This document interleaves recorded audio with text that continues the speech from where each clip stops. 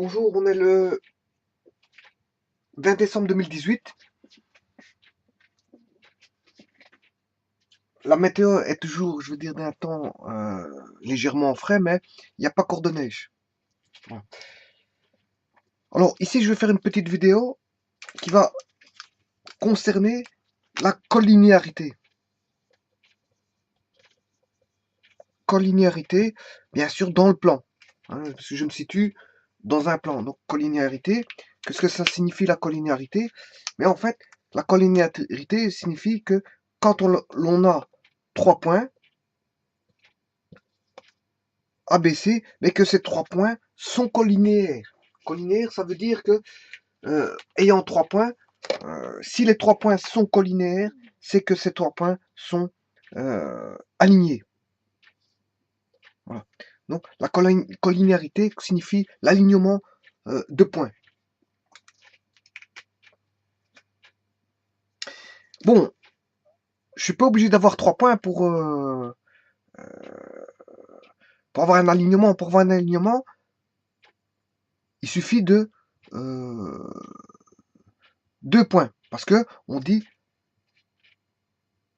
par 2 points passe une seule droite. Donc, 2 points sont alignés. 2 points sont d'office alignés. Donc, si je mets 2 points, à partir de 2 points, je vais toujours construire une droite. Maintenant, pour que ce soit collinéaire, il faut qu'il y ait un autre point ou des autres points qui soient situés dans l'alignement des 2 points existants. Voilà.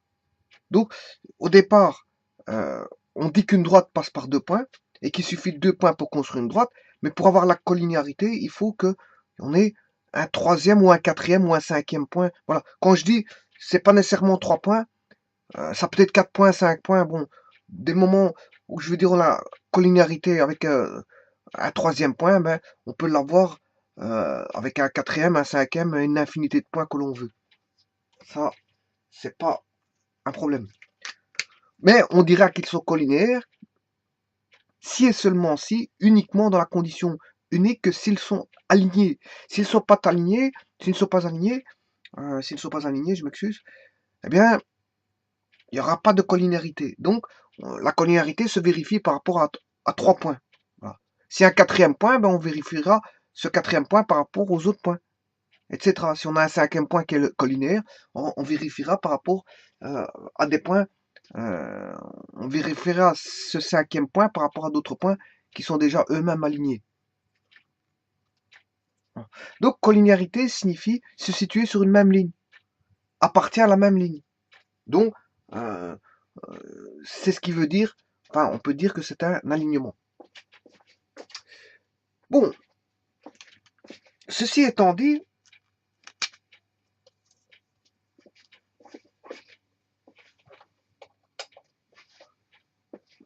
j'ai vu une des premières équations qui était l'équation paramétrique de la droite. On commence par celle-là avant d'entamer toutes les autres équations possibles et imaginables de la droite. Parce qu'il y a toute une panoplie d'équations de droite. Mais généralement, on commence par la paramétrique. C'est celle qui nous vient à l'esprit. Le plus facile, c'est la paramétrique. Et de la paramétrique va découler beaucoup d'autres équations. Ce seront des écritures d'équations typiques, mais qui vont se situer dans un contexte. On ne met pas n'importe quel type d'équation. On utilise un type d'équation ou une autre dans un contexte. Pourquoi choisir un tel type d'équation qu'une autre? Ben, c'est parce qu'il faut voir le contexte. C'est le contexte qui dit l'usage d'une équation parmi d'autres. Alors, donc j'avais vu dans une vidéo précédente, et il faut aller la voir, hein, vous tapez équation paramétrique de la droite, vous allez tomber sur cette fameuse vidéo qui explique comment trouver l'équation paramétrique de la droite. Bon, j'ai pas encore explicité ce qu'était que le paramètre. Bon, parce que je ferai une vidéo dans laquelle j'expliciterai, une vidéo à part, j'expliciterai le paramètre. Mais j'avais tout simplement fait une vidéo pour concevoir l'équation paramétrique. On était parti de rien, on a ajouté des éléments, Hein, je vous avais dit que c'était des éléments. J'aurais pu appeler ça des objets. Je vous l'avais dit, j'ai fait la vidéo précédemment, je ne reviendrai pas dessus. Donc, on est parti de rien pour construire l'existant. Et de l'existant, euh, on a mis des éléments en place. Et avec ces éléments-là, on a pu se permettre de créer, je veux dire, un type d'équation de la droite qui est l'équation que j'ai choisie, qui est l'équation paramétrique. Voilà. Et de l'équation paramétrique, de toute façon, c'est la toute première, hein, donc je n'avais pas trop le choix. De là va découler d'autres équations que je verrai dans d'autres vidéos. Mais ici, il va s'agir d'expliquer la collinéarité et comment appliquer des méthodes de calcul pour voir si c'est collinéaire, si 3 points ou d'autres points sont collinéaires par rapport à certains points. Mais je vous explique ça pourquoi. Parce que tout simplement, quand j'ai vu l'équation de la droite paramétrique, j'ai dû considérer comme condition, en fait, qu'il y avait une collinéarité.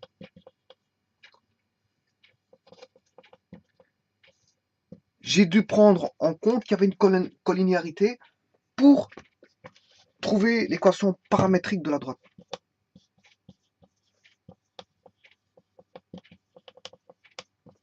D'ailleurs, vous pouvez aller voir la vidéo concernant l'équation paramétrique de la droite en 2D, bien sûr, parce que ici je suis en 2D. Hein. Quand je verrai les équations paramétriques dans l'espace, mais ce sera juste une continuité de celle du plan. Il faudra rajouter une dimension, c'est tout. Donc, connaissant le plan, il sera aisé de faire les équations paramétriques dans l'espace. Aisé. Parce qu'en fait, toutes les explications sont d'abord dans le plan. Une fois qu'on a bien compris les explications de l'équation paramétrique en 2D, mais pour passer d'une équation paramétrique en 2D en 3D, c'est très simple. Il n'y a qu'une chose, il y a juste un passage à faire. Bon, ceci étant dit, nous restons en 2D, puisqu'en fait, nous voyons voilà, la collinéarité en 2D, qui est la condition sine qua non pour commencer à trouver les équations paramétriques de la droite en 2D, bien sûr, donc dans le plan, au travers, bien sûr, d'un repère, repère axial posé, hein, un système d'axes posé. Parce que bon, les équations, c'est en fonction d'un système d'axes. Je peux pas mettre des équations si j'ai pas de système d'axes. Donc, c'est pour ça que je vous avais dit, il faut des éléments à mettre en place. Les premiers éléments à mettre en place, c'est d'avoir d'abord un plan. Une fois qu'on a le plan, hein, on n'a pas du vide puisqu'on a un plan. Hein. Ayant ce plan, je peux positionner, enfin, je peux, oui, positionner, placer, on va dire plus placer des éléments tels qu'un point ou plusieurs points ou, ou, ou des droites, et grâce à des droites, d'en faire un système axial, donc un repère. Je crée un repère, voilà, et je place des points, et ces points dans le repère ont, je veux dire, des coordonnées dans ce repère.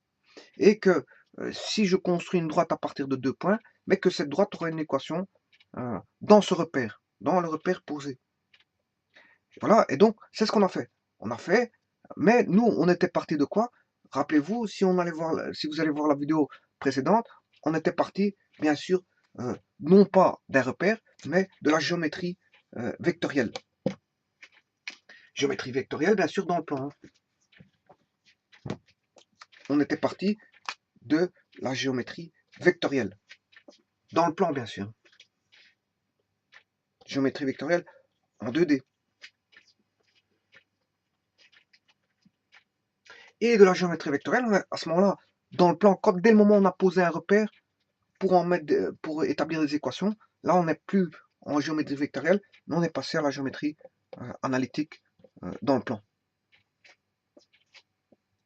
Donc on passe de la géométrie vectorielle à la géométrie analytique dans le plan, parce que le principal outil pour commencer à établir des théories dans beaucoup de domaines, mais c'est la géométrie vectorielle. C'est la géométrie vectorielle qui apporte de nombreuses notions pour démarrer, si vous voulez, quelque chose.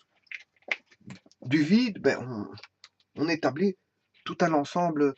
Enfin, quand je dis du vide, c'est pas forcément du vide, mais à partir de rien, de très peu d'éléments, on construit toute une théorie au travers de la géométrie vectorielle, Et cette géométrie vectorielle, en posant un repère, va nous faire passer à la géométrie analytique dans le plan. Bon. Ceci étant dit, je vais revenir un petit peu là-dessus, hein, parce qu'en fait, je vais trouver des techniques pour trouver quand est-ce que 3 points sont collinéaires, mais rappelez-vous que je suis parti de la collinarité pour expliquer l'équation paramétrique de la droite.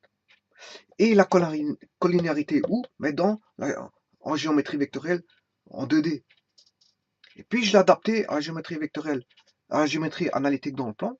Hein, cette collinarité vectorielle m'a permis de créer une équation paramétrique dans le plan,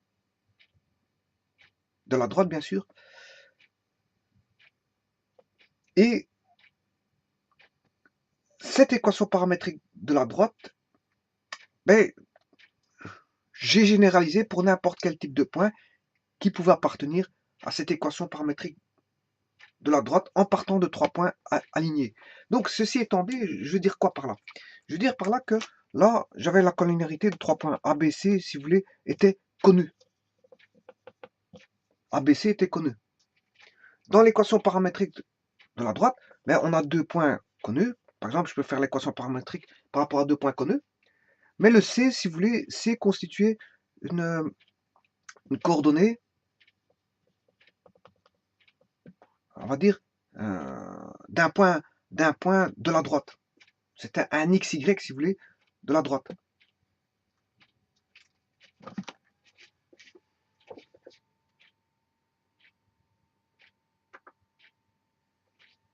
En d'autres termes, ici, je connais A, je connais B, je connais C. Là, je connais A, je connais B, mais C est un point quelconque. Je peux trouver un point quelconque de la droite.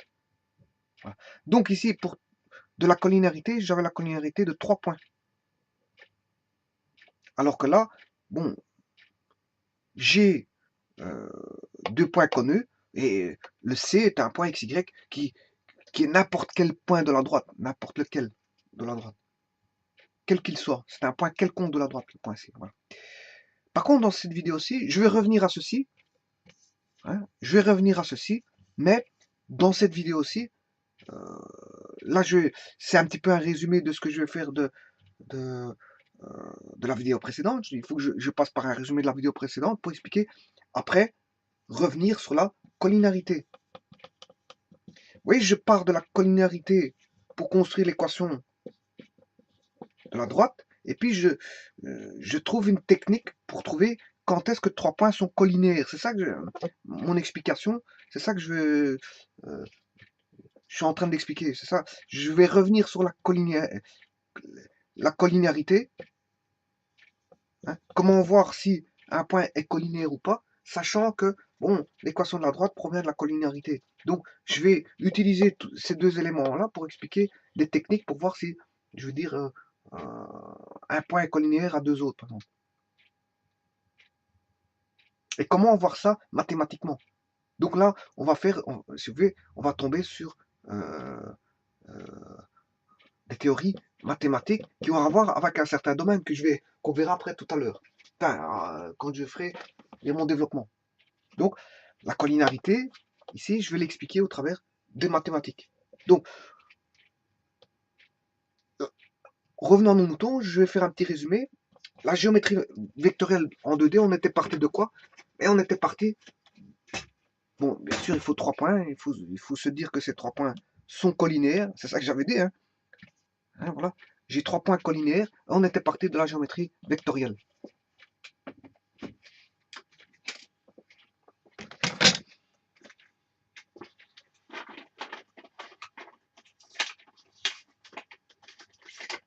Donc, ça c'est le premier point. On parle de la géométrie vectorielle en 2D. Hein, on a 3 points qui sont collinaires et on va construire l'équation paramétrique. Bon. Donc on était parti de 3 points alignés. Dans un plan, bien sûr. Hein. Il faut que le point existe. Hein, sinon, je ne sais pas mettre 3 points. Voilà. On a l'existence d'un plan. Voilà, on a un plan pi. Voilà, je l'appelle pi. Un plan, ça s'appelle alpha, bêta, gamma. Voilà, pi. Bon, je mets 3 points qui sont collinaires. C'est-à-dire que si je fais passer une droite au travers de AB, ben C va faire partie de la droite. c'est ça que ça veut dire. Hein, les 3 points sont alignés. Et là, comme on est en géométrie vectorielle, puisque je dis que je démarre de la géométrie vectorielle, dans le plan bien sûr, géométrie vectorielle en 2D, je suis bien dans un plan pi, et je vais établir les équations, enfin l'écriture vectorielle de la collinéarité. Donc vous voyez que je pars de la collinéarité pour expliquer, je veux dire, des méthodes, des outils mathématiques, comment trouver si c'est collinaire. Vous comprenez ce que je veux dire? Le message il est suivant. Je pars de la collinéarité, je trouve l'équation de droite en géométrie analytique dans le plan. Là, je suis dans la collinéarité en géométrie vectorielle pour trouver des techniques, des techniques mathématiques, pour voir quand ces 3 points sont alignés en géométrie analytique, c'est-à-dire quand c'est collinéaire. Donc, je pars de la collinéarité pour en fin de compte faire je veux dire, comment est-ce qu'on appelle ça, des théories sur la collinéarité. Voilà. Donc, je pars de la collinéarité en géométrie vectorielle pour trouver des théories sur la collinéarité. Parce que cette vidéo a trait à la collinéarité, pas trouver l'équation paramétrique d'une droite, parce que ça a déjà été fait. L'équation paramétrique d'une droite a déjà été établie au travers d'une vidéo précédente. Je vous dis, je rappelle encore une fois, tapez géométrie, enfin, vous tapez équation paramétrique de la droite en 2D, et vous aurez toutes les explications possibles et imaginables concernant l'équation paramétrique de la droite. Bon, ici, c'est juste un résumé pour vous dire que je pars de la collinéarité. Je fais un résumé qui va retrouver l'équation géométrie analytique dans le plan, c'est-à-dire géométrie analytique dans le plan qui va donner la première équation la première équation qui se révèle naturellement, c'est l'équation paramétrique de la droite dans le plan. Voilà. Et au travers de ça, après, cette vidéo ci va concerner, je veux dire, la technique pour trouver comment voir si 3 points sont collinaires. Donc, mais je vais rappeler ceci, je rappelle ces notions-là. Donc je pars, malgré tout, je rappelle ces notions-là, mais c'est pour vous dire que je parte de la collinarité pour expliquer des choses sur la collinarité. Voilà. Alors ceci étant dit, ça va aller très vite pour les résumer. Pourquoi? Parce que bon, c'est des choses qui ont déjà été vues. Hein, j'ai A, B, C. Alors on dira que il faut faire apparaître des vecteurs. Hein. On dira que le vecteur AB est proportionnel au vecteur AC. Là, on exprime vectoriellement la collinarité, bien sûr, avec lambda partenaire, ça c'est pas un problème. Bon, voilà. Bon, si vous mettez lambda égale 0, vous avez le vecteur nul. Hein. Voilà, vous avez un point. Un point, c'est un cas particulier de collinarité. Hein. Si je mets par exemple un point X ici, vous allez me dire, ouais, est-ce qu'il est collinaire? Ouais, c'est un cas particulier, vraiment un cas particulier. Mais voilà, parce que lambda vaut 0. Si lambda vaut 0, on a 0 fois AC qui est le vecteur nul. Hein. Dans ce cas de figure-là, on aurait le vecteur nul. Donc AB vaudrait le vecteur nul, ce qui voudrait dire que A égale B, donc A et B sont confondus, c'est le même point. Voilà. Bon, mais ça, c'est un cas particulier. Bon, et le lambda peut être positif ou négatif, voilà, n'importe quoi, comme valeur. Bon, donc lambda égale 0, c'est un cas particulier. C'est un point. C'est un point. Un point, bon, il est aligné sur lui-même. On va dire ça comme ça. Un point, c'est aligné sur lui-même. Ceci étant dit, bon, on vient d'écrire que AB est égal à lambda AC. Sans trop discuter, on va dire que lambda appartient à R. Bon, c'est un réel. Ça veut dire que là, on a des vecteurs et qu'un scalaire fois un vecteur donne un vecteur. Hein. Un scalaire fois un vecteur donne un vecteur. Donc, AB égale lambda AC. Et ça, c'est la collinéarité en géométrie vectorielle. Bon, à partir de ça, je vais trouver les équations dans le plan. Je mettrai les équations de la droite dans le plan, grâce à la collinéarité en géométrie vectorielle. Maintenant, je ne serai plus en géométrie vectorielle parce que je vais passer en géométrie analytique plane en positionnant un repère, un système d'axes. Voilà. Bon, donc ici, on a une origine 0, 0. Et là, maintenant, comme j'ai un système d'axes qui est posé, ben là, je suis en géométrie analytique dans le plan. Voilà. D'office, une fois que je vous positionne un repère, vous êtes en géométrie analytique. Et ici, comme je suis en 2D, ben, dans le plan pi, ben, voilà. Et là, je suis obligé de positionner malgré tout des repères, enfin, des vecteurs de base, IJ. Et alors ici, si je mets mes 3 points, comme on a vu tantôt, tout à l'heure, ici, A, B, C, bien sûr, on avait, en géométrie vectorielle, AB est égal lambda AC, rappelez-vous. Hein. Là, on a l'équation on a le dessin d'une droite qui passe par A par B par C, et donc fatalement les 3 points ABC sont collinéaires.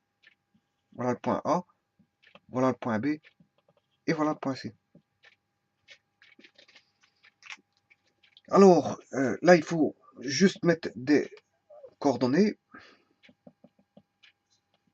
par un jeu de parallèles, bien sûr, aux axes. Hein. Là, on a l'axe des abscisses, l'axe des ordonnées, Y. Bon, je vais faire une parallèle à Y pour avoir l'abscisse. Donc là, j'aurai X1.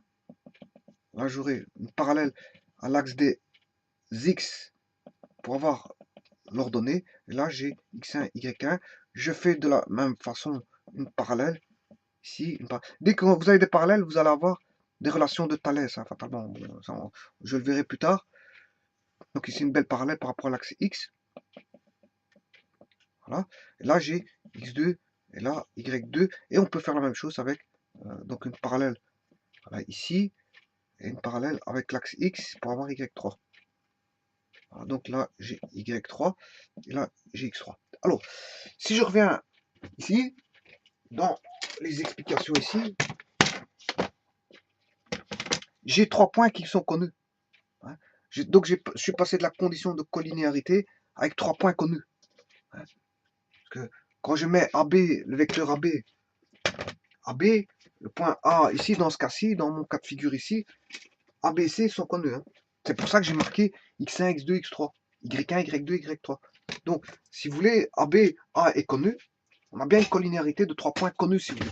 Donc, on aura ici, je vais noter ça ici, le A a pour coordonnées, le point A pour coordonnées le point X1, Y1. Le point B a pour coordonnées l'abscisse X2 et l'ordonnée Y2.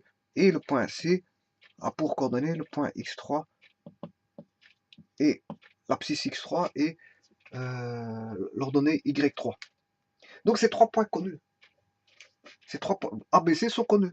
Je connais leurs coordonnées à tous. C'est pour ça que j'ai marqué X1, X2, X3, Y1, Y2, Y3. Bon, ils valent une certaine valeur. X1, Y1, bien sûr, je l'ai dit, hein, X1, Y1, ou X2, Y2, ou encore X3, Y3, ce qu'on appelle des couples qui appartiennent bien sûr à R carré. Hein. C'est un couple de nombres réels. Hein. Ils sont tous les deux réels. Ça veut dire que ça veut dire X1, Y1 appartient à R carré, X2, Y2 appartient à R carré, X3, Y3 appartient à R carré. Mais ce sont des valeurs connues. Voilà, X1, X2, X3, c'est des valeurs bien déterminées. Voilà. Donc, dans ces cas-là, qu'est-ce que je peux écrire? Mais grâce à l'équation vectorielle AB, AB égale lambda AC, hein, grâce à ça, hein, eh bien, le vecteur AB, il vaut quoi? Le vecteur AB, il est ici. Il était composable en une composante en X et une composante en Y. Voilà. Alors, je rappelle que quand si j'avais eu l'origine du vecteur qui est sur l'origine du système axial, si j'ai ceci qui est ici, sur l'origine du vecteur qui est à l'origine du système axial, bien on va dire que les composantes seront égales aux coordonnées. Mais si maintenant l'origine est distincte de l'origine du repère, l'origine du vecteur est distincte de l'origine du repère, là, à ce moment-là, on n'a pas les composantes qui sont égales aux coordonnées. Là, elles seront différentes. Hein. Bon, alors, comment écrire les composantes? Les composantes, c'est AB suivant I. Là, on a un vecteur qui est parallèle à celui-ci, au vecteur I. Ça, c'est le vecteur de base I. Bien sûr, la norme de I est égale à la norme de J. En norme, c'est un vecteur unitaire. Voilà. Ce sont des vecteurs unitaires qui vont engendrer, si vous voulez, ce sont des vecteurs de base qui vont engendrer n'importe quel vecteur du plan. N'importe quelle valeur du plan. Donc, ce vecteur-là va engendrer n'importe quelle valeur du plan. Alors, comment? Mais justement, ce vecteur-là est, on va dire, autant de fois proportionnel à ce vecteur-là. Donc, sachant que lui vaut 1, si lui vaut 2, ben, il est 2 fois plus grand que lui. Si lui vaut 3, et que lui il vaudra toujours 1, ben lui il sera 3 fois plus grand que lui. Si lui il vaut 4 et que lui vaut toujours 1, il sera toujours égal à 1 d'ailleurs, lui, en norme, donc il vaudra 4 fois celui-ci. Donc lui, il permet de dire combien de fois un autre vecteur lui est supérieur, sachant que lui, il constitue la base. Il peut engendrer n'importe quelle valeur du plan au travers voilà, de composantes. Bon. Et justement, les composantes ici, suivant x, combien de fois i vaut ceci? Eh bien, c'est facile. Il suffit de faire x2 moins x1, x2 moins x1 fois i. Il vaut exactement ce vecteur là-bas, ici, hein, vaut x2 moins x1 fois i. Exactement. Donc, j'aurai x2 moins x1 fois i. Et ça, c'est bien sûr le vecteur AB, mais en composante en x. Hein. Et qu'est-ce qu'il vaut ce vecteur AB en composante en y? Mais vous comprendrez que c'est ceci. Mais par rapport, c'est le vecteur ici, ce petit vecteur-là, par rapport à J. Par rapport à J. La norme de J vaut 1. Donc, ceci vaut autant de fois J. Autant de fois 1. Une fois 1J. Voilà. Donc, j'écrirai que pour ceci, ça vaut combien exactement? Ben, c'est Y2 moins Y1. Y2 moins Y1, comme il lui est parallèle, il vaut exactement Y2 moins Y1, J. Donc, je vais écrire ceci, Y2 moins Y1, J. Bon, et ça, je mets... les abscisses et les ordonnées sont complètement distincts, et donc il faut bien les séparer par une accolade pour dire, bon, ça n'a rien à voir l'un avec l'autre. Hein. Les X restent des X et les Y restent des Y. Bon, ceci, c'est bien mon vecteur AB. Voilà. Maintenant, je vais faire mon vecteur AC. Bien sûr, il y a un lambda qui appartient à R. Hein. Lambda appartient à R. Je vais multiplier, bien sûr, les composantes en X et les composantes en Y. Bien sûr, par rapport à I, puisque je travaille par rapport à I pour cette ligne-là, et par rapport à J pour cette ligne-là. Bon, voyons voir pour le vecteur AC. AC, c'est ce vecteur-ci. En X, hein. Ça veut dire qu'on aura X3 moins X1 par rapport à I. Donc, AC, vecteur AC, c'est X3 moins X1, X3 moins X1 fois I. Par contre, vous comprendrez que suivant Y, on aura, c'est le vecteur ici, et le vecteur là, c'est Y3 moins Y1, Y3 moins Y1 fois J. Voilà, ça, on a bien écrit l'écriture lambda AC. Voilà. Mais sous forme de composantes, bien sûr, en distinguant tout ce qui est sur I, tout ce qui est en abscisse et en ordonnée. Bon, maintenant, on va simplifier tout ça. On va simplifier, on va parler en valeur. Si vous voulez, en norme.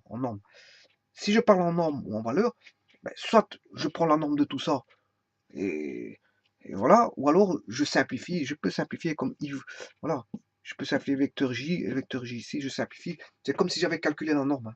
Voilà.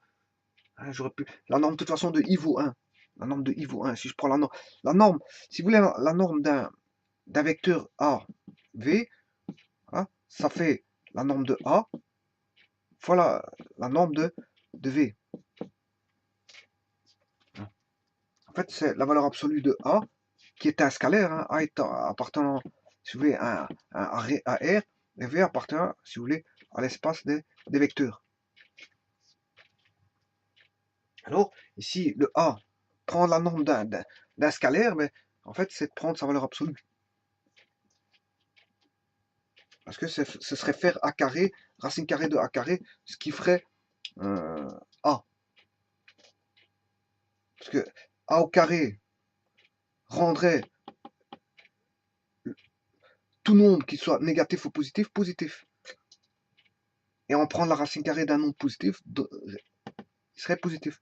Donc, si je prends, pour aller directement, si je prends une valeur moins A, elle va devenir A. Et si je prends une valeur A, ben, elle restera A. C'est ça que ça veut dire. Donc, quand on a ceci, ben, on prend la valeur absolue. Donc, pour un scalaire, c'est facile. Un scalaire, si j'ai A, ben, je prends la valeur absolue. tout simplement. Donc, A appartient à R, c'est la norme de A, enfin, donc la valeur absolue de A, puisque c'est scalaire est enfin, la norme du vecteur. Mais ici, dans ce cas-ci, dans ce cadre-ci, la norme du vecteur I, si j'avais A fois I, qu'est-ce qu'on a? Ben, ça fait ceci, mais la norme de I vaut 1. Vous voyez, donc j'aurais A fois 1, ce qui fait A. Et c'est un peu la même chose de ce qui se passe ici. X2 moins X1, voilà, fois 1, X3 moins X1 fois 1.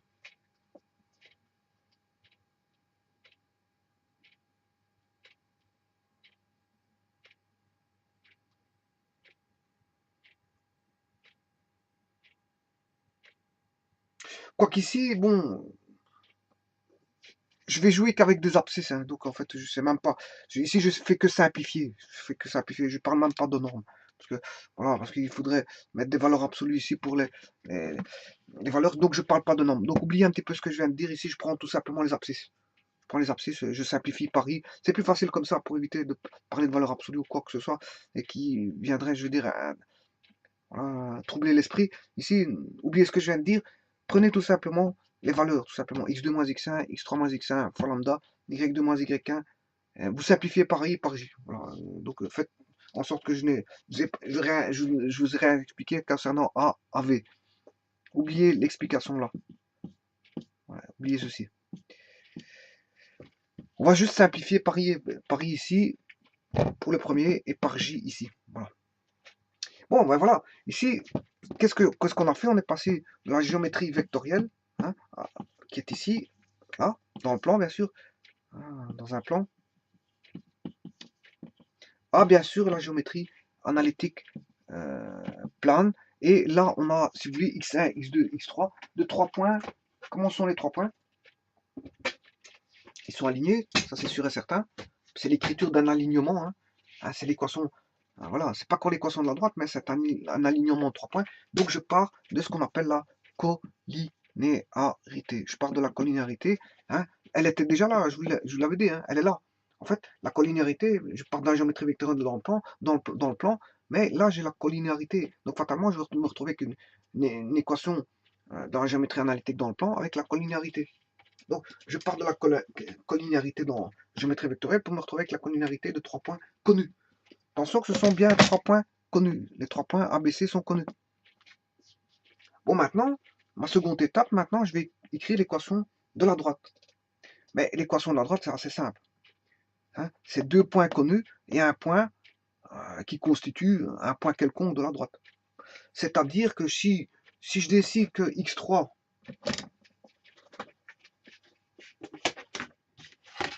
x3 n'est pas un point fixe connu, mais un point quelconque de la droite, hein, donc je n'appellerai pas Cx3, Y3, mais tout simplement c'est vos XY. C'est juste ça. Et C est un point quelconque de la droite. Ce n'est plus un point fixe, hein. C'est un point quelconque. Donc c'est tous les points constituant la droite, si vous voulez. XY, c'est quel que soit XY appartenant à R carré, ben, c'est tous les points de la droite. Et voilà comment on fait l'équation de la droite. Il suffit pour avoir l'équation de la droite, je pars de ces, voilà, de la collinéarité de 3 points. C'est ce que vous avez dit. Je pars de la collinéarité de 3 points pour voir l'équation paramétrique de la droite. Cette fois-ci, AB est connu et C est un point quelconque de la droite. Donc il suffit de faire quoi? Mais de prendre que X3, Y3 ou X2, Y2 ou X1, Y1 vaut XY. J'en choisis un, A, B, C. Voilà. Donc, connaissant 2 points, il faut que le troisième soit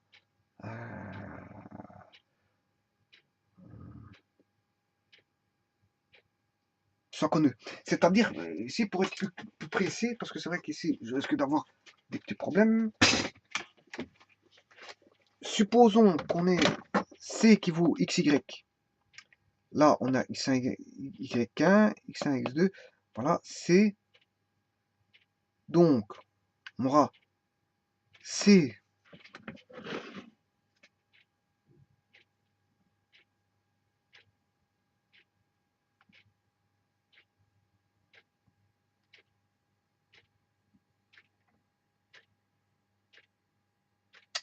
le C.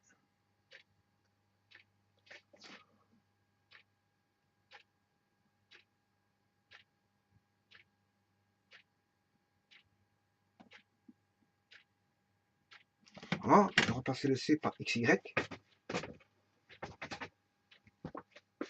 Donc j'aurai X moins X1, voilà, Y moins Y1.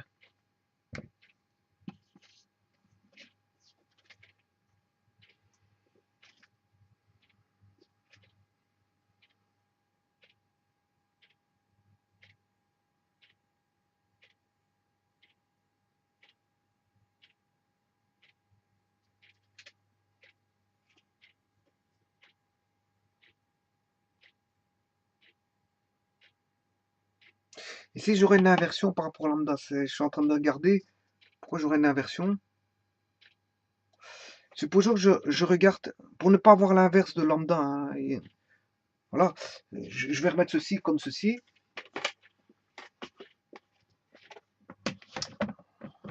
Parce qu'en fait, le C ici, il est à l'extérieur. Hein, on a les rapports de section, voilà, à l'extérieur.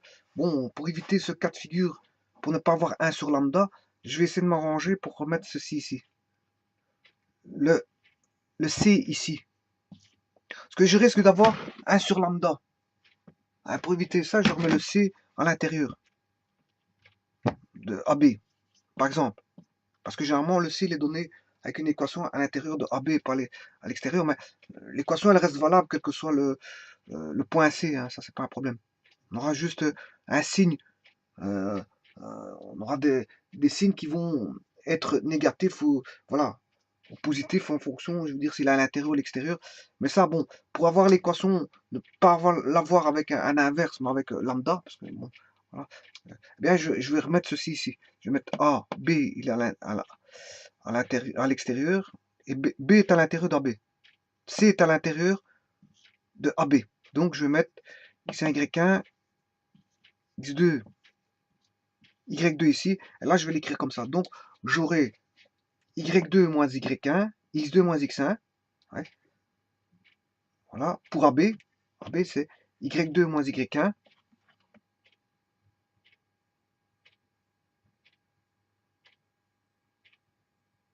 Y2 moins Y1. Ouais. Ouais. Et là, à ce moment, l'écriture serait différente. Ce ne serait pas AB, mais ce serait AC est égal à AB, si vous voulez. Voilà. Comme ça, j'ai le C à l'intérieur de AB. Comme ça, j'ai pas d'inverse. Hein. Voilà. Voilà. Donc ici, le C est à l'intérieur de AB, donc je vais écrire que c'est Y2 moins Y1, voilà, pour AC, et X2 moins X1 pour AC. Donc Y2 moins Y1, voilà, pour AC cette fois-ci, voilà, lambda AB. Voilà, ça c'est bon. X2 moins X1, Y2 moins Y1 est égal à X moins X1, Y moins Y1. Ça, je retombe sur la même chose. X moins X1, Y moins Y1. Bon, alors pourquoi? Ce qui voudrait dire qu'ici, j'aurais x2 moins x1 sur x moins x1 qui était égal à lambda. Et l'autre, ici, j'aurais y2 moins y1 sur y moins y1. Vous voyez qu'ici, j'ai lambda. Normalement, je vais avoir le x qui est au-dessus, c'est-à-dire que je vais avoir x moins x1 sur x2 moins x1 qui est égal à 1 sur lambda. Ici, je ne sais pas pourquoi j'ai un inverse. Voilà, j'ai sûrement pas fait une erreur quelque part, mais comment ça se fait que j'ai un inverse? Mais c'est inverse, 1 sur 1, lambda vaut bêta, hein, je peux dire que ça fait bêta, mais ça m'arrange pas parce que le paramètre, je l'ai toujours appelé lambda, et je sais pas maintenant que je vais changer pour l'appeler bêta. Donc pourquoi j'ai ça? Pourquoi j'ai ceci? Ça, c'est avec les rapports de section, c'est un petit peu embêtant. Comment ça se fait que j'ai un inverse? Ici, A, B, C. Alors, je vais le mettre à l'intérieur. B. Alors, X1, Y1, 2, Y2, XY. Donc, AB,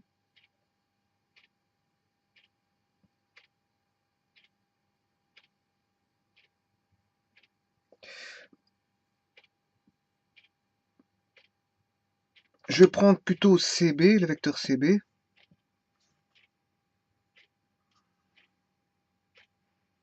Et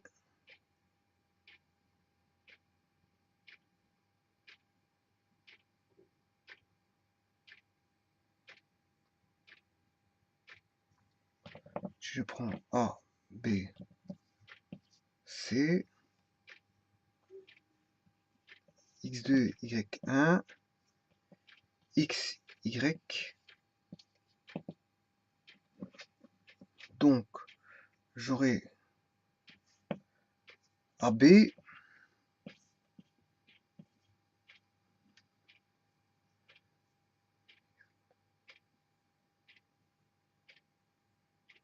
voilà. Je prends BC est égal à lambda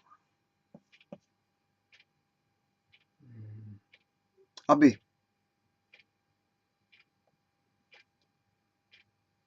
B, ouais, donc il est là.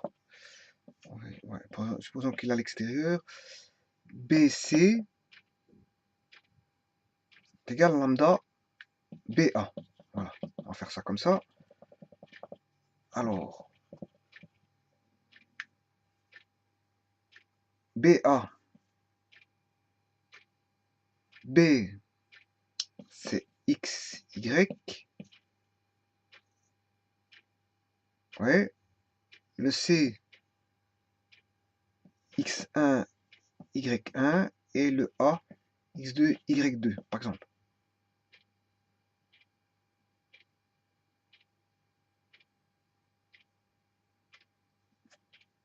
Et je ne peux pas avoir du X dans chaque membre. Oula, là je fais une petite erreur, mais il faut que je me retrouve, hein, parce que c'est vrai que BC... Non, alors, si je fais...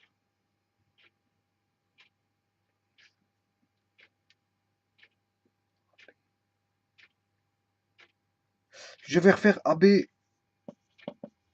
AC.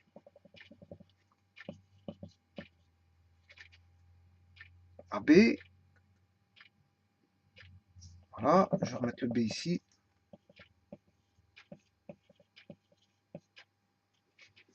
AB, c'est X moins X2. X moins X2. Y moins Y2. Voilà. Lambda.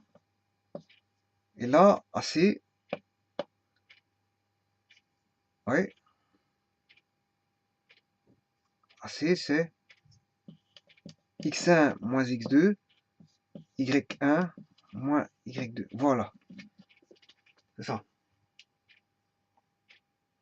Voilà. Donc, c'est ceci. Et là, j'ai bien l'équation paramétrique de la droite. Connaissant deux points A, C, connus, hein, et B, qui était un point quelconque de la droite.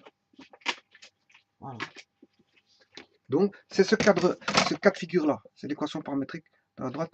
Voilà, connaissant AB et C est une coordonnée XY quelconque, quel que soit XY appartenant à R carré. Voilà, donc ça, j'en suis là maintenant. Je suis ici. Donc, ceci a été fait. J'ai vu la collinéarité par rapport à 3 points. J'ai vu par rapport à la géométrie vectorielle dans le plan. On a créé ce qu'on appelle une condition de collinéarité au travers de la géométrie analytique dans le plan. Et à partir de la collinéarité, ben, je prends un point particulier qui ne vaut pas x3, y3, connu, mais un point quelconque, xy. Voilà, donc deux points connus et un point xy voilà, quelconque de la droite qui formule l'équation de la droite en tout point de la droite où C représente n'importe quel point de la droite. Voilà. Ceci étant dit, maintenant, je vais retomber sur la collinarité. Comment voir les techniques mathématiques pour voir si c'est collinaire ou pas. Bon, pour ça, il faut que je parte de ceci.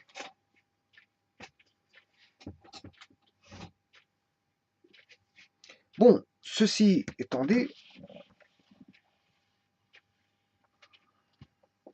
donc j'ai x moins x2 est égal à lambda x1 moins x2, et y moins y2 est égal à lambda y2 moins y1.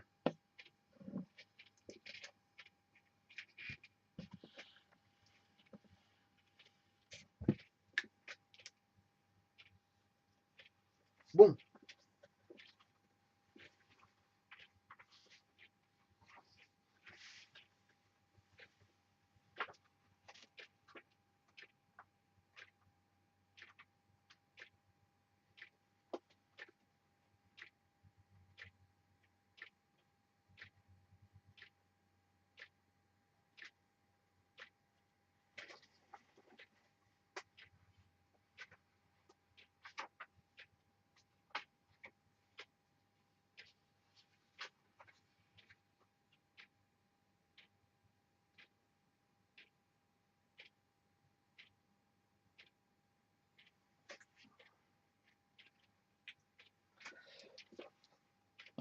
bon, alors ceci,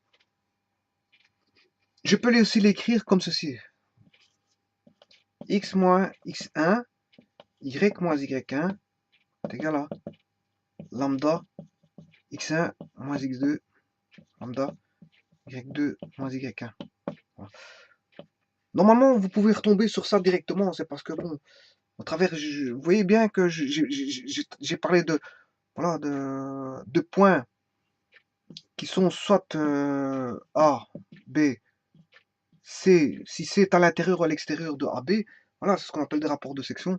Je veux dire, moi, j'allais découvrir 1 sur lambda, alors que je devais découvrir lambda, et je tombe non pas sur x1 et y1, mais sur x2 et y2. Mais en fait, normalement, vous devez tomber sur ceci. Il faudrait voir la vidéo précédente, hein. Normalement, vous tombez sur ceci.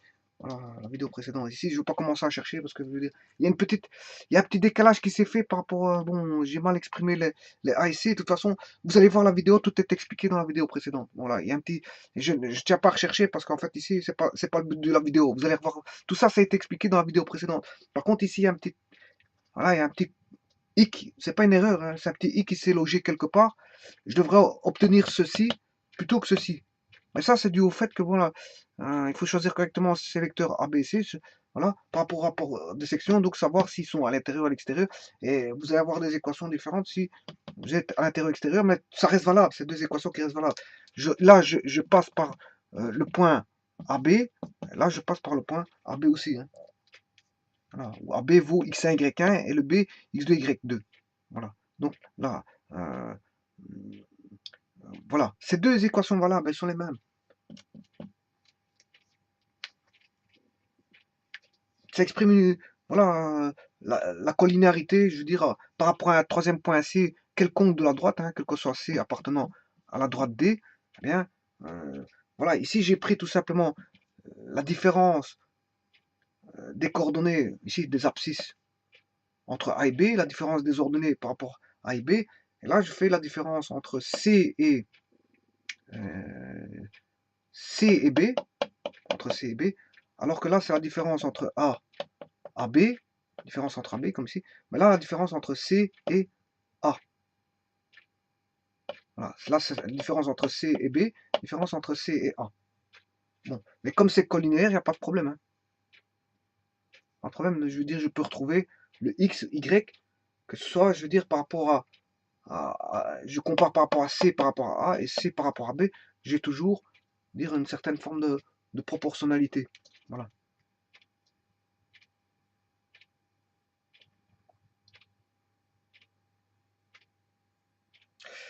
Voilà, ceci étant dit, je vais partir de celle-ci.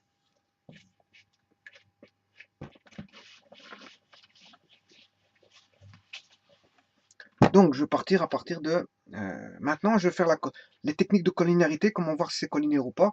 Donc, y, x moins x1 y moins y1 est égal, je pars en partant du principe que je prends c moins a. C moins a. Voilà. C'est égal à lambda, et là vous devez avoir x2 moins x1.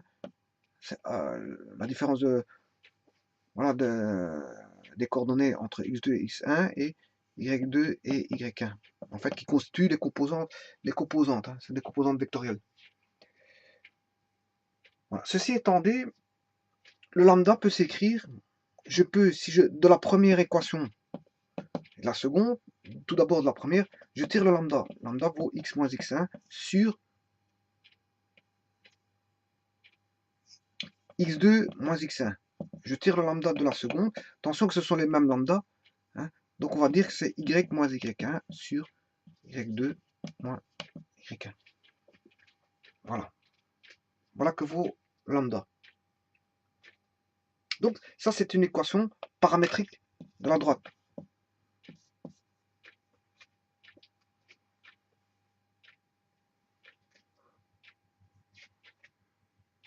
Et donc je tombe sur une forme de proportion ici.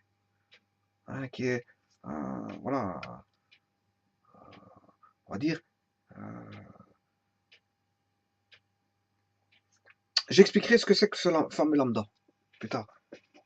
Le but de cette vidéo est de voir la collinarité, donc c'est pas d'expliquer ça. Moi, je risque de passer du temps à expliquer le lambda, alors que bon, c'est pas ça le but du jeu. Ici, pour voir la collinarité, enfin, pour voir les techniques de collinarité, si c'est collinaire ou pas, il faut déjà partir de cette équation-là.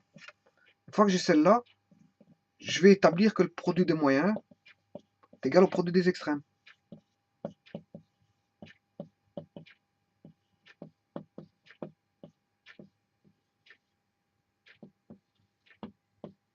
Voilà. Bon, je ramène tout à gauche. Si je ramène tout à gauche, je vais faire une différence. Je vais faire une différence. C'est-à-dire que le membre de gauche va passer dans le membre de droit. Ce qui veut dire que dans le membre de droit, il ne restera plus rien. En d'autres termes, j'aurai ceci, x moins x1 fois y2 moins y1 est égal à moins, voilà, je fais tout passer dans le membre de gauche, moins x2 moins x1 fois y moins y1 égale 0. Voilà. Je n'ai fait que passer ce terme-là dans le membre, ça c'est le membre de gauche, ça c'est le membre de droite. Je fais passer le membre de droite dans le membre de gauche. Donc, j'obtiens, vous voyez, j'obtiens égal 0. Égal 0. Bon. Attention que x et y sont des variables. Hein. X et y sont des variables. Bon. Si je distribue le tout, j'aurai x fois y2 moins x fois y1 moins x1 y2 moins par moins plus x1 y1. Alors là, je vais mettre un moins et je vais tout mettre entre crochets. Ça, c'est le moins qu'on a ici. x2 fois y. x2 y moins x2 y1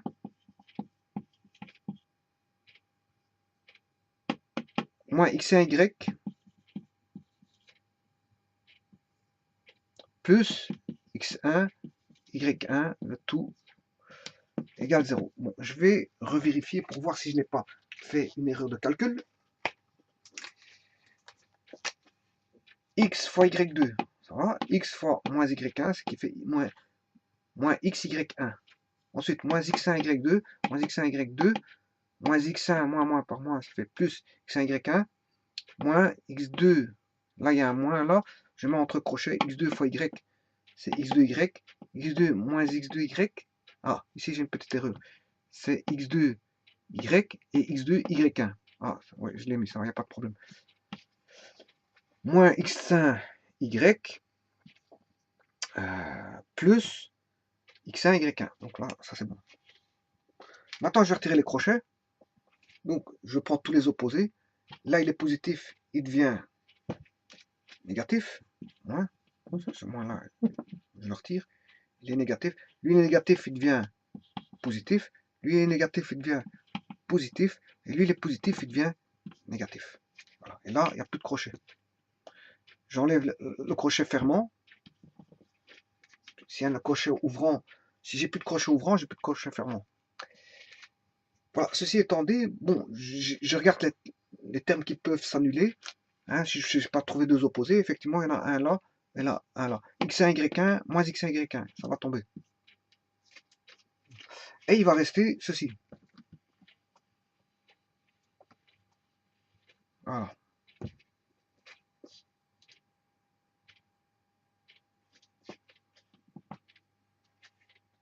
Et qu'est-ce que je constate? Je constate qu'il y a un nombre positif, deux nombres positifs, trois positifs. Et j'ai trois nombres négatifs. 1, 2, 3. Ce qui veut dire que je vais écrire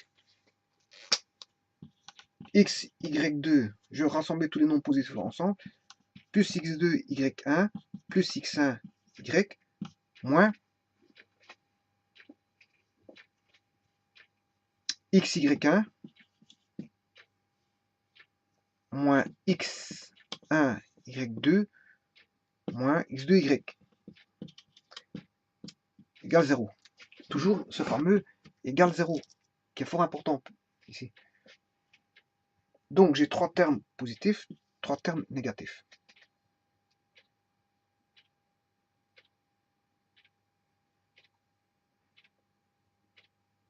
Bon, si je prends les opposés de ça, j'aurai, d'ailleurs je vais l'écrire ici, si je prends les opposés,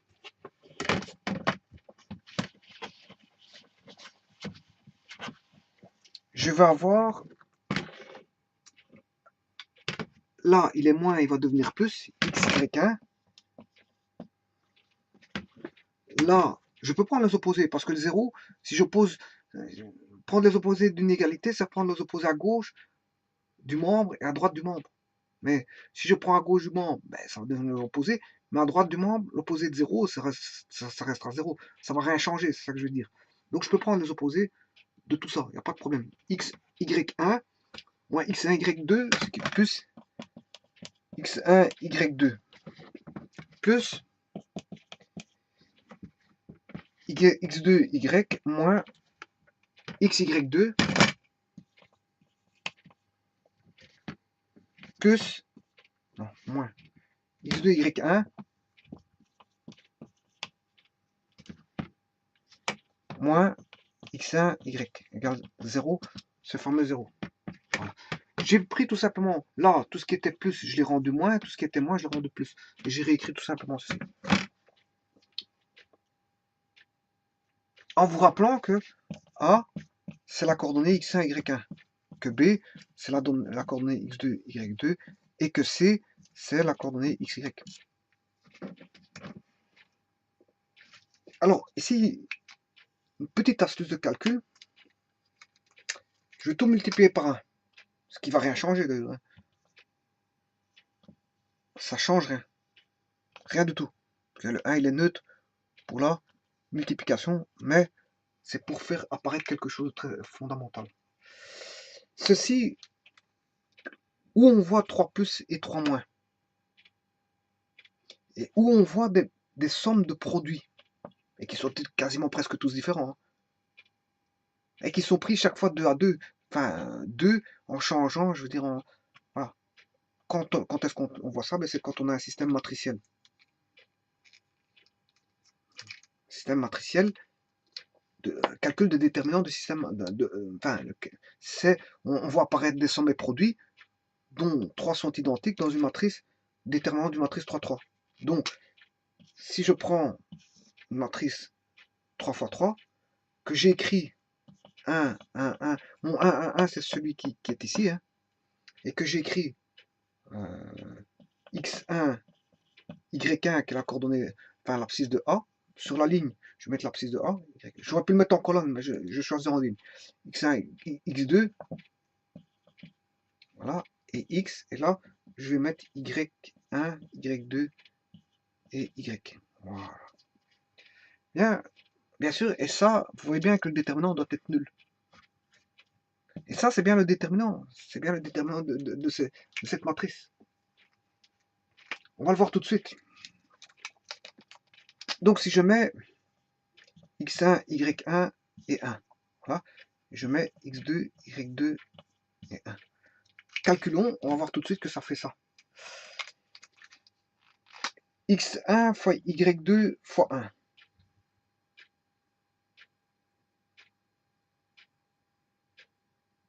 Il est ici, c'est le terme ici. Voilà. Ce terme-là, il a x1 fois y2 fois 1. Le deuxième, si je fais x2 fois y fois 1, il est ici.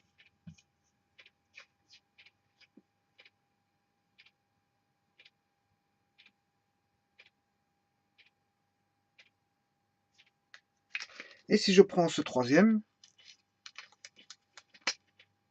x, y1 fois 1, x... Ouais, c'est juste que je me suis pas trompé.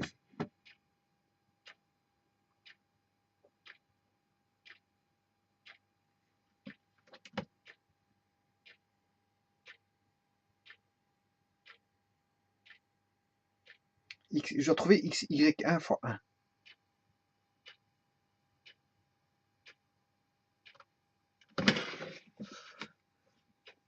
X fois y2 moins x fois y1 moins x1 fois y2. Ouais. Là, ça va donner x, y2, x1, x2, y1 et x1, y1. x1, y.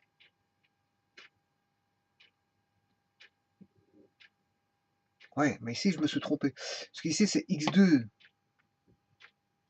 y, il est là. x2, y1, non, il est là. Non, c'est juste. x1, y, il est là.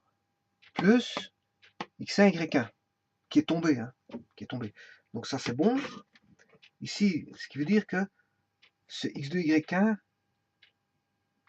donc j'aurai x, y2, plus x2, y1, plus x1, y. Ça, c'est juste, moi. Voilà. Donc ça, c'est juste. Donc maintenant, revenons ici. J'ai x, x2, y1. Voilà, il est là. x2, y1, il est là.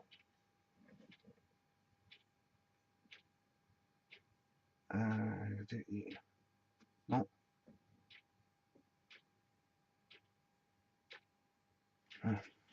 Je rassemble tous les positifs entre eux. y2, x2, y1, x1, y. Ouais. Je vais déjà enlever ça parce qu'il y a une petite erreur, mais je vais la trouver. Hein.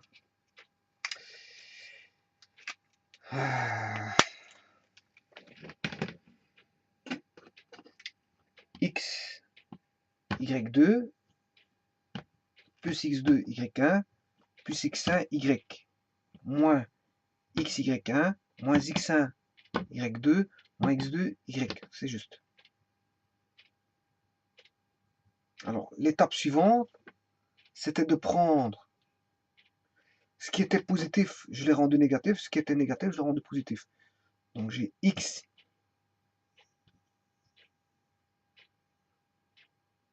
y1, qui était négatif, il doit redevenir positif.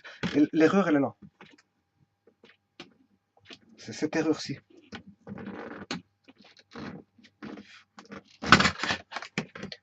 L'erreur est ici, c'est moins x, y1. Quand il va redevenir positif, c'est x, y1. Voilà, ça c'est bon.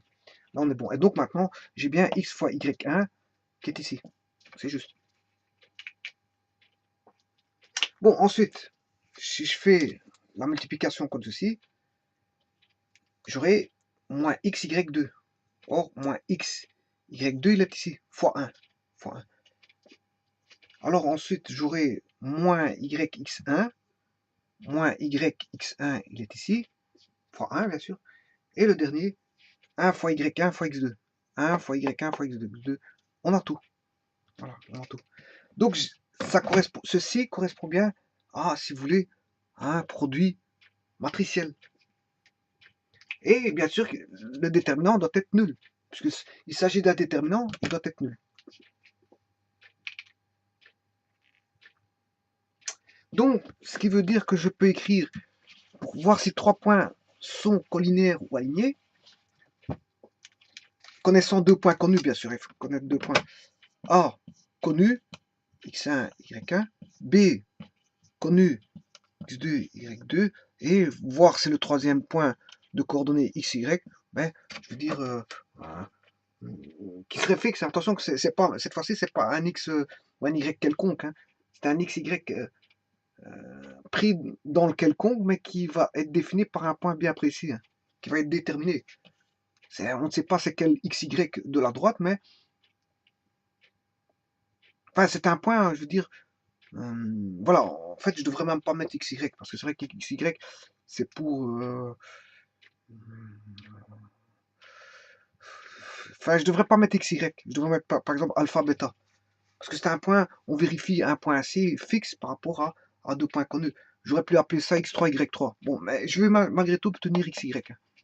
Faire en sorte, pour pas avoir d'amalgame, parce que xy, ça constitue un point quelconque de la droite. Bon, maintenant, quand il est fixe, on peut plus appeler ça xy, parce que c'est un point bien précis. Bon, faisons en sorte que c'était un point de la droite fixe, mais que je vais appeler malgré tout xy. Eh bien, je dois avoir ceci. x1, x2, x, y2, y1, y2, y, et là, vous remplissez par avoir une 3x3, matrice 3x3, par des 1. Et ceci doit être nul. Voilà la condition de collinéarité. Mathématiquement, elle s'écrit comme ceci. Donc, en fait, on retombe dans quoi? Dans l'algèbre linéaire. Vous voyez qu'on est passé de la géométrie vectorielle pour passer à la géométrie analytique plane pour enfin retomber dans l'algèbre linéaire. Là, maintenant, je suis en algèbre linéaire. Comment voir si 3 points sont collinaires au travers de l'algèbre linéaire? Mais c'est que là, le déterminant de la matrice constituée par les coordonnées x1, y1, x2, y2 et xy soit nul. Voilà. Ça, c'est la condition de collinéarité. Je répète, c'est la condition mathématique de collinéarité de 3 points. Connaissant bien sûr 2 points, on vérifie si le troisième point, c'est qui est un point fixe, hein, pas un point quelconque, parce que je l'ai appelé XY, comme je vous l'ai dit, normalement, XY, ça fait référence à un point quelconque de la droite, un point quelconque de la droite, je veux dire, quelle que soit sa situation. Mais ici, le C, il est fixe, hein, c'est un point fixe. On vérifie si un point C fixe, voilà, de coordonnées, si vous voulez, alpha, bêta, soit collinaire. Il faut que le déterminant de la matrice constitué par les coordonnées des points A, B et C soit nul. Bien sûr, pour avoir une matrice 3-3, vous remettez, je veux dire, 3-1. Ça, c'est la condition de collinéarité. Condition de collinéarité. Donc, on était parti de la géométrie vectorielle pour et de la collinéarité de 3 points pour trouver l'équation paramétrique de la droite. Et l'équation paramétrique de la droite, à travers la collinéarité de 3 points connus, mais je trouve l'équation de la droite, paramétrique de la droite, pour un point quelconque de la droite. Voilà. À partir de la collinéarité, je trouve l'équation paramétrique par rapport à un point quelconque. Et puis, quand j'ai l'équation paramétrique de la droite, qu'est-ce que je fais? Je trouve la condition de mathématique pour avoir la collinéarité. Voilà, elle est là. Il suffit que le déterminant de matrice 3-3 composé des, des coordonnées des points ABC soit nul. Voilà. Ceci étant dit, maintenant je vais prouver que c'est nul. Je vais le prouver. Maintenant, sachant que le déterminant doit être nul, je vais le prouver à l'envers. Je vais vous prouver que ça fait 0. Regardez. Dans tous les cas de figure, ça fera 0. Cette matrice vaudra 0 s'ils sont alignés, bien sûr. Hein. S'ils sont collinaires. Je vais remettre XY par alpha bêta. Hein, c'est bon. Alors, ici, il faut avoir 1, 1, 1. Regardez. Comment on va faire ceci? Ici, j'ai une colonne 1, colonne 2, colonne 3. Je me situe en algèbre linéaire. Donc je jouais soit avec des lignes de colonnes, mais ici, je jouais avec les colonnes. Je vais faire des transformations entre colonnes, c'est-à-dire des combinaisons linéaires entre colonnes. Alors la première écriture, je vais faire en sorte que la C3 va devenir C3 moins C1. Donc ce qui veut dire que je vais avoir, pour la ligne 1, j'aurai C3 moins C1, c'est-à-dire la C3 va devenir X moins X1. C'est ça le but du jeu. Hein. C'est de faire une combinaison linéaire entre la 3 et la 1, juste par l'intermède d'une soustraction. Donc je vais faire X3 moins X1. Bon, voilà que mon déterminant de ma matrice s'agrandit, donc je suis obligé de reculer, dire voilà, la ligne verticale. Ça c'est pour la ligne 1. Bon, maintenant je dois le faire pour la ligne 2. C'est valable pour toutes les lignes, quelle que soit la ligne du déterminant de la matrice, quelle que soit la ligne de la matrice. Donc ici j'avais Y, mais je dois faire Y moins. Oui, ici j'avais X, je m'excuse. J'avais X moins X1, voilà, Y moins Y1. Et là, je vais avoir 1, colonne 3 elle fait 1, pour la ligne 3, 1, moins 1. Et 1 moins 1, ça fait 0.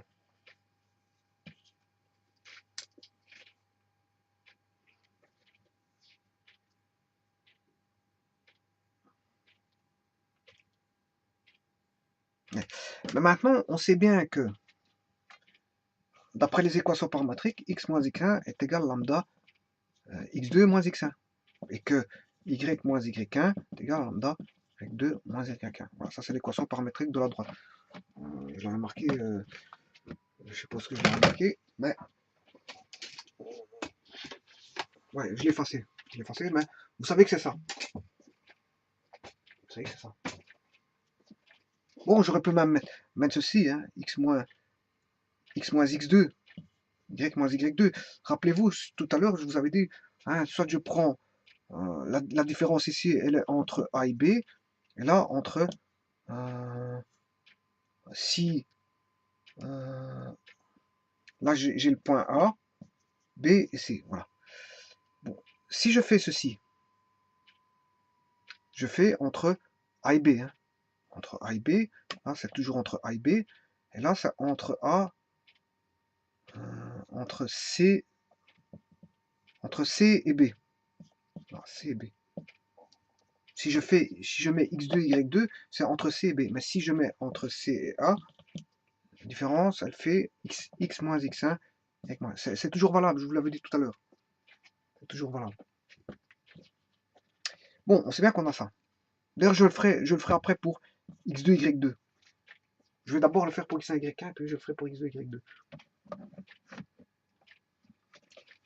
Bon, x moins x1 et y moins y1 vaut quoi? Lambda x2 moins x1. Il vaudra lambda x2 moins x1. Et lui vaut lambda y2 moins y1.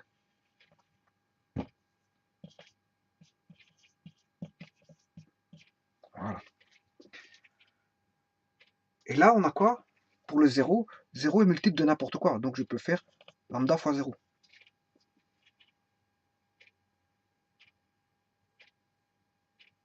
Voilà.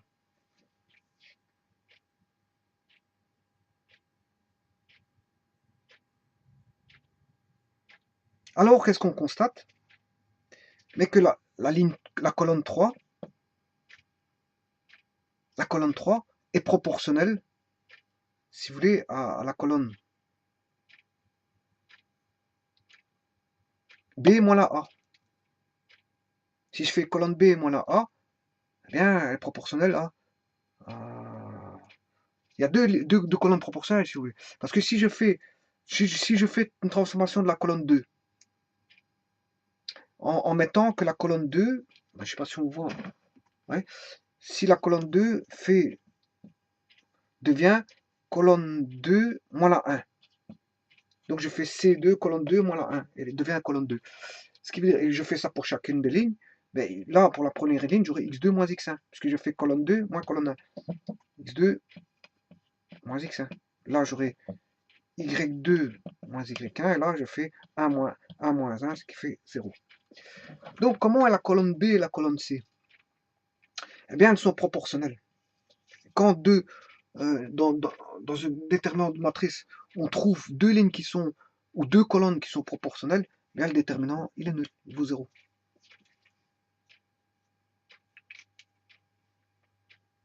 Vous voyez que je l'ai fait avec bien sûr ici c'est toujours AB, et là je l'ai fait avec X qui vaut le point C et X1, Y1 qui est le point A.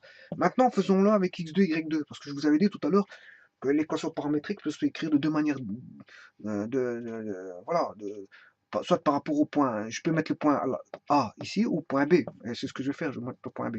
Voilà, et là si je mets le point B, si c'est par rapport à CB, là c'est X2, Y2. Voilà. Maintenant, je vais faire la même chose. Là, ça reste toujours lambda x2 moins x1, y2 moins y1. Là, j'avais x2, y2 et 1.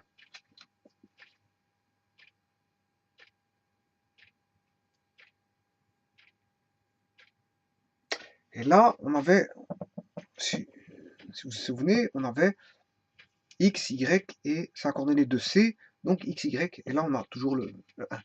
Alors, si je fais x moins cette fois-ci, non pas la colonne 1, mais la colonne 2, j'ai x moins x2. Là, j'aurai y moins y2, et là, 1 moins 1 vaut 0. Ouais, mais x moins x2 vaut toujours lambda x2 moins x1. Lambda y moins y2 vaudra lambda y2 moins y1. Et bien sûr, ici on aura ici on avait 1 bien sûr. Hein. Auparavant on avait 1. Et là ça, on va toujours avoir colonne 3 moins colonne 2, 1 moins 1, 0. Voilà. Avant on faisait 1 moins 1, ça faisait 0. Maintenant on fait 1 moins 1, ça fait 0. Et là 0 c'est lambda fois 0. Voilà. Et donc ici, je répète ici, je peux prendre soit la colonne 1 ou la colonne 2. Si je fais la colonne 2 devient colonne 2 moins la 1, ça fera x2 moins x1. Là, y2 moins y1, et là, 1 moins 1, 0. Qu'est-ce qu'on constate? Que la colonne 3 et la colonne 2 sont toujours proportionnelles, et donc fatalement, le déterminant vaudra 0. Donc voilà pourquoi la raison pour laquelle je veux dire, voilà, on l'a démontré de deux manières différentes. C'est-à-dire, quand on aura la collinéarité, la condition mathématique, c'est quoi? Condition de collinéarité, il faut que si j'ai A qui vaut x1, y1, B qui vaut x2, y2 et C qui vaut un point alpha bêta, qui n'est pas un point, je veux dire, quelconque, c'est un point bien précis, on vérifie si le point C est collinéaire à A et B, par exemple. Voilà, et bien là, il faudra écrire que x1, x2 alpha, y1, y2 bêta, 1, 1, 1, voilà, soit égal à 0. Alors, nous, on a prouvé que ça faisait 0. Au départ, on savait que ça faisait 0. Au départ, on savait que puisqu'en fait, on était parti d'une équation, on a mis tout ce qui était membre de droite à gauche, donc fatalement, on obtenait un 0. On obtenait les conditions, enfin, on a une somme de multiplication, un produit de somme de termes qui était, comme par hasard, celui de provenant d'un déterminant de 3 fois 3 où on mettait tous des 1 voilà, en colonne. En ligne ou en colonne. Ouais, ceci dit, je peux écrire ceci normalement. x1, x2, alpha, y1, y2, bêta, 1, 1, 1. Voilà. Alors qu'est-ce que c'est que ceci par rapport à ça? C'est à transposer. Hein. C'est à transposer. Donc le x1 il reste ici, x1 il reste là, le y2 est censé rester ici, le 1 est resté ici. Par contre le bêta il va ici, hein, et le 1 va là. Voilà, on a un échange ici. Le alpha va ici, le 1 va là. Bon, c'est une transposée. Ça veut dire que les colonnes sont devenues des lignes et les lignes sont devenues des colonnes. Ça ne change rien. Donc que j'écrive x1, x2 alpha ou x1, x2 alpha ou y1, y2 bêta ou y1, y2 bêta ou 1, 1, 1 ou 1, 1, 1 ici, ben, ces deux déterminants de matrice qui seront, ces deux matrices tout d'abord qui sont égales, donc leur déterminant, fatalement, déterminant de deux matrices, hum, voilà, de transposer sont égales. Que je calcule par rapport aux lignes ou aux colonnes, que je transpose les lignes ou je transpose que je transpose les lignes colonnes ou que je garde la matrice initiale, je veux dire que si je calcule le déterminant de chacun, ça fera toujours, dans tous les cas de figure, elles seront de même déterminants. Mais comme lui il vaut 0, ben, l'autre il vaudra 0 aussi. Voilà. Donc on a prouvé quoi? On a prouvé qu'au départ, ça faisait. Bon, on avait naturellement 0. La condition nous donnait naturellement 0. Au travers d'une écriture matricielle qui nous donnait 0. Et puis on a prouvé que quand on avait une écriture matricielle de points collinéaires, mais que ça nous donnait fatalement 0, puisqu'on avait une proportion au niveau des colonnes. Donc on a démontré de deux manières possibles. Enfin, la première venait naturellement, on avait 0. Au travers de l'équation paramétrique de la droite, on interchangeait les termes, on avait 0. Hein, et on trouvait qu'on avait un produit de somme qui pouvait se mettre sous forme d'un déterminant, donc ça faisait 0. Le plus dur, c'était de trouver que c'était, je veux dire, ça provenait, on pouvait le mettre sur une matrice. Voilà. Que les produits de somme pouvaient se mettre dans une matrice. Voilà. Bien disposée. Avec une certaine configuration donnée. Donc ça, c'était le plus dur. C'est le plus dur, c'est de trouver ça. Puis, en fait, c'est de se ramener à se dire, bon, est-ce que c'est pas une écriture matricielle, ça? Ben voilà, celui qui a vu ça, ben, je veux dire, il a été perspicace. C'est ce qu'on appelle la perspicacité en mathématiques, en fait. Mathématiques, bon, quand on s'est rattaché à quelque chose voilà, de connu, et comme par hasard, je veux dire, la somme de termes nous donne, je veux dire, la configuration d'une matrice, eh ben, tant mieux. On se rattache à ça et on peut faire des calculs de déterminants de matrice pour voir si 3 points sont collinéaires. Et puis, par après la seconde démonstration, ben, c'est de se dire on avait un déterminant d'une matrice, mais on allait prouver que ça valait 0. Et effectivement, ça fait 0 parce qu'on a des proportions. D'ailleurs, ces proportions, elles viennent tout naturellement du fait de l'équation l'équation vectorielle. Hein. Qu'est-ce que c'est que ceci? Lambda appartenant à R. Bien sûr, vous allez me dire que c'est un scalaire, mais au-delà de ça, c'est tout simplement une proportion. Hein. C'est une proportion. D'ailleurs, c'est pour ça que quand vous mettez dans un système d'axes, vous avez des triangles proportionnels au niveau, au niveau, au niveau des triangles formés par les coordonnées. Les coordonnées de points. Les coordonnées de points vont former entre eux, entre A, B, C, des triangles semblables. Totalement. Et donc on aura des proportions. Donc voilà, au niveau coordonnées, on aura des triangles, puisqu'on aura ceci.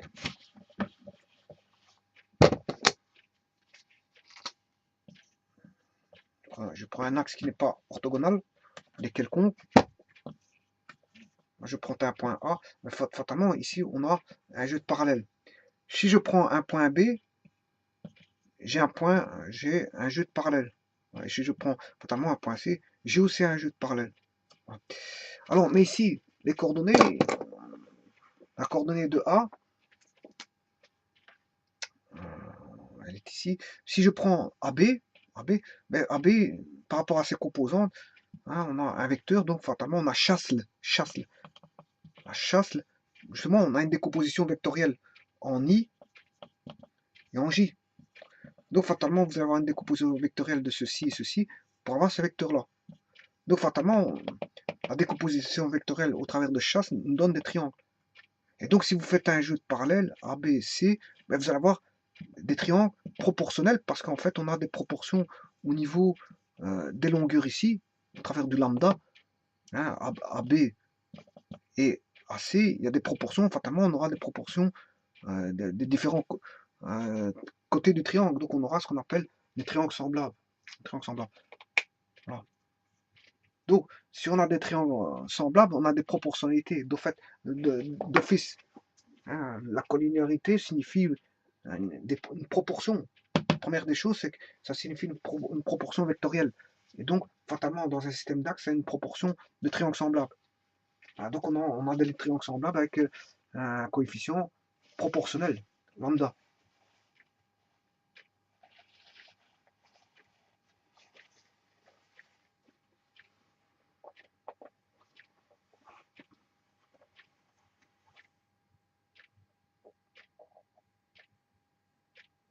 Voilà. Donc, on aura un jeu de proportion. Donc, fatalement, quand on va jouer avec des matrices, ben, on sent cette fameuse proportionnalité qui va se faire ressentir au niveau de la matrice.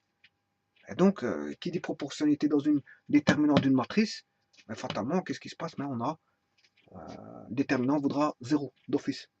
Là, on peut concevoir ça directement dès le départ. Dès le départ, au travers, comme on a un jeu de proportion qui va être, je veux dire, qui va se découler, je veux dire, au fur et à mesure, ben, déterminant de la matrice, on peut se dire que on va avoir un déterminant qui sera nul d'office du fait de cette proportion et de toutes les proportions qui vont, je veux dire, dès le départ, vous avez quelque chose de construit proportionnellement. Bon, fatalement, comment en découle des triangles? Ben, on aura des proportions triangulaires. Si on a des proportions triangulaires, ben, on peut se dire que si on construit des matrices au travers de ces proportions triangulaires, ben, on va voir quoi? On va voir un déterminant qui sera de matrice qui sera, je veux dire, avec des lignes colonnes proportionnelles, enfin des colonnes entre elles proportionnelles ou des lignes proportionnelles. Ça dépend comment vous disposez, je veux dire,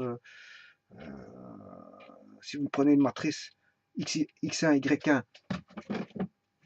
si vous prenez la matrice x1, x2, alpha, ou x1, x2, ou sa transposée, hein, voilà, je la construisais comme ça, la matrice, comme ceci, hein, et y1, y2, bêta, peu importe, hein, peu importe, y1, y2, bêta, 1, 1, voilà, et bien, peu importe si vous la construisez comme ceci, ben, vous aurez des jeux de proportions, donc les déterminants de ces matrices-là feront 0. Elles feront 0.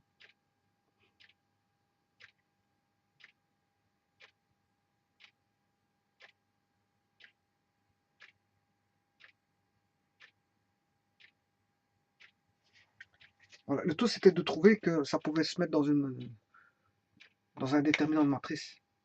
Voilà, 3-3. C'était surtout ça. Euh, quoi qu'on n'avait pas une 3-3, on construit là 3-3 avec des 1 ici. Ou des 1 là. Voilà. Là, on construit la 3-3. Ça ne change rien parce que le 1 va interférer dans tous les produits et le 1 il est neutre. Donc voilà, ça ne change rien.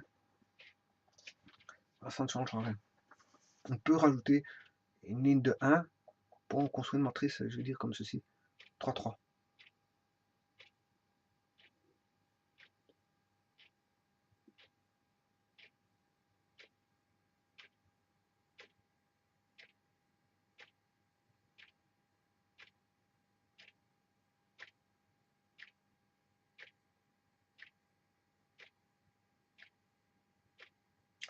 Voilà, je vous remercie.